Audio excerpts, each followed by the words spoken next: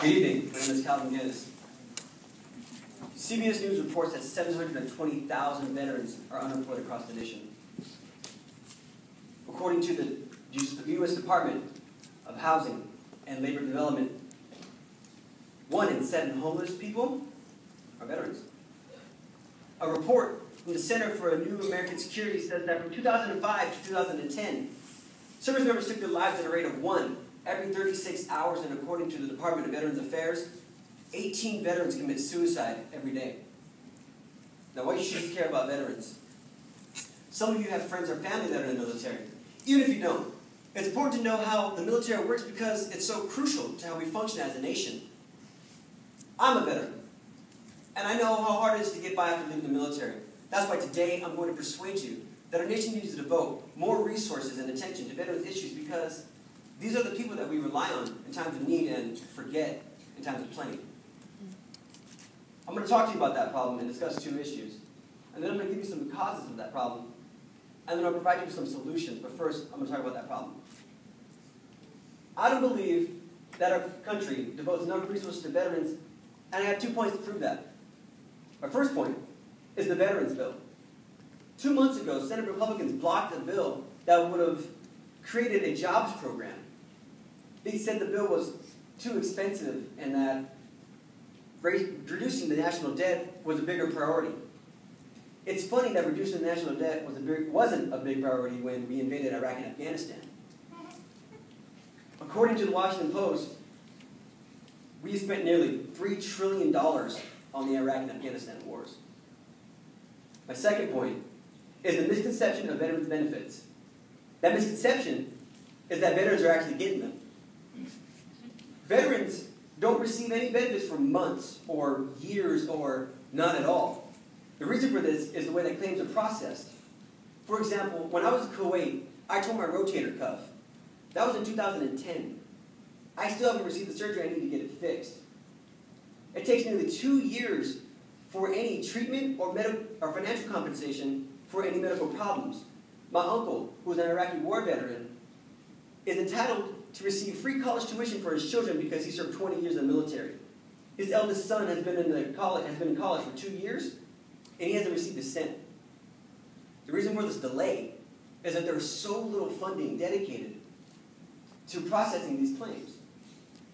So now that I've talked about that problem, I'm going to go over some of the causes. To be frank, the public doesn't want to deal with the reality of war. First of all, Americans are tired of Iraq and Afghanistan. Troops often refer to Afghanistan as Forgotistan. They call it that because of the lack of media attention. The war consists of a mere 4% of news coverage, according to the New York Times. This is because of lack of interest. Because the public doesn't care about the war, they don't want to hear about the veterans of that war either. Secondly, war is expensive.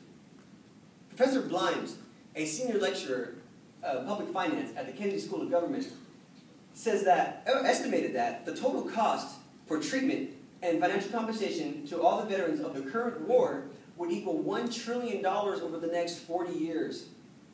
These costs just go up as veterans get older. In a time when everyone's trying to cut spending, it's hard to persuade them to spend just a little more on our veterans. So now that we've gone over the cause, I'm going to give you some solutions. Now, of course, there are many things that we can do, but I'm only going to give you 2. My first solution is the financial balance. Senator Patty Murray, a Democrat from Washington, said that putting veterans back to work was the cost of war. That we should make that cost mandatory by demanding that the government increase financial aid to veteran issues every time we go to war. Not only will veterans get the benefits that they deserve, but also it will require us to think more comprehensively about the actual economic cost of going to war. My second solution is awareness. Everyone should make it his or her responsibility to be more informed about how our military works. If more people are interested in the military, then the news coverage will increase, and it won't be so easy to deny the veterans the benefits that they deserve and need. So now that I've gone over the solutions, I'm going to wrap it up. In conclusion, I believe that our nation needs to devote more resources to veterans' issues.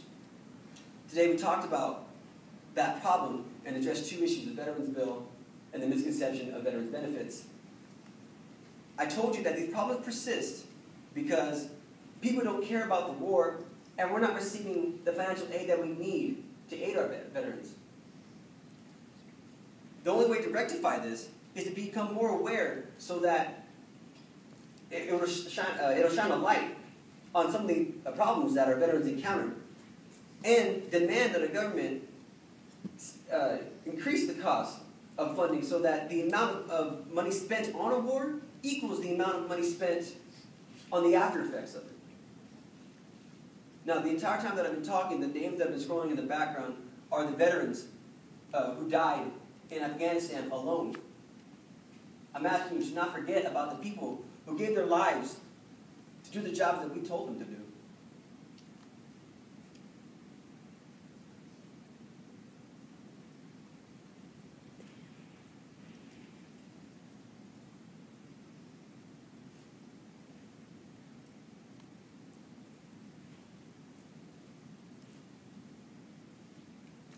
Thank you.